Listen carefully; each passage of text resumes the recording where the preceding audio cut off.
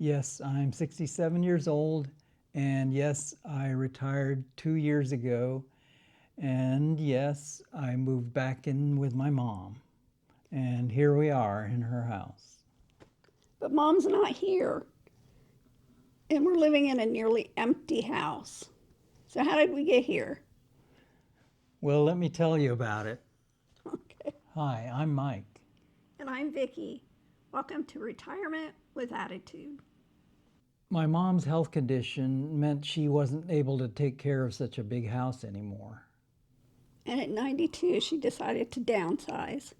My parents moved into this house probably in 72, I believe. Vicki and I have been here helping my mom get the place ready to sell. She's moved into assisted living. We've been basically staying at this house and helping her out by clearing out all the junk and getting some of the items inside ready to sell. And we have also just been doing some cleaning, some repair work, things like that. It's been keeping us busy. Obviously, since we're both retired, we can do what we want, and so we've decided we'll stay here rather than travel back and forth. My mom went into assisted living March 10th of this year. So it's been a couple months already, and I would say she's still settling in, but when she moved to assisted living, my mom took lots of her artwork. She did purchase a new bed, but she took most everything else. Most of the furniture was something that came from this house. So the couch, a little table she's got, the TV, some kitchen things, all, dishes, all that kind of stuff she took from this house. So, how did you get rid of all the junk? What I did was I rented a dumpster for a week, and we filled that thing up. A 20-yard dumpster, we filled it up almost completely. And so it was it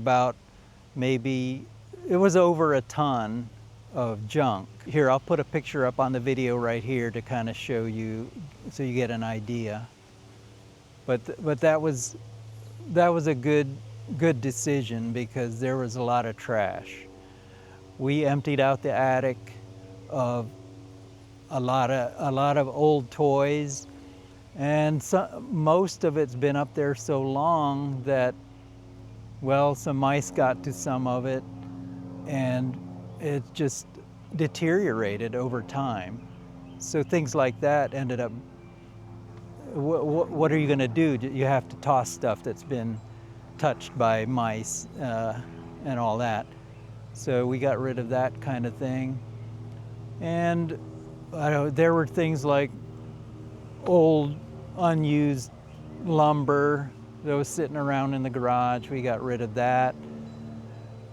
And we did do some tree trimming and things like that, which was okay to put in the dumpster as well. This house has been in our family for like 50 years. So it's no surprise that junk accumulated. So, how did you feel going through your parents' possessions, 50 years of possessions, in a house that you grew up? How did you feel about getting rid of things? How did that make you feel? To me, some of the things it's hard to deal with, possessions like artwork from when I was little and that my mom kept. She kept everything, let's put it that way. There's just things that you feel like, maybe this is something I should hold on to. So the decision-making process gets I felt for me was a little tough. I'm probably keeping way more junk. I won't call it junk, way more possessions than I need to, because I'll end up having to get rid of them down the road here. If she had her way, all the junk, rat droppings and all, would have moved into her assisted living. So, Mike, Tell everyone all the things that we had to do. Well, one of the first things that came up is there was a raccoon in my mom's chimney. So there was no chimney cap, and apparently a family of raccoons had lived there for a while. And I remember a couple winters ago hearing noises, and I thought it was squirrels, but it it turned out uh, it was a raccoon, and so I thought about trapping it myself, doing it that way, but I decided if there was a family of raccoons, it's probably not a good idea. So I called the experts. They came out, set a trap, and a few days later, sure enough, there was one raccoon. So no babies.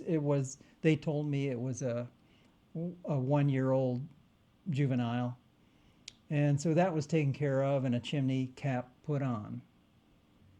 Mike, don't you remember all that painting we did? How could I forget? Yeah, this house is fairly large. It's larger than the place we live in. It's But about 1,700 square feet. yeah, and there's 7 rooms that we had to paint. So three. And the stairwell. Oh yeah, And the hallway. and the hallway, the kitchen, family room, 3 bedrooms, Living room. and And a we're pantry sort of room. I'm not sure what it is. yeah, it was an old kitchen. They remodeled and put an addition. So yeah, so there's quite a bit of wall area that we had to paint. So that took some time, and And the place was very dark.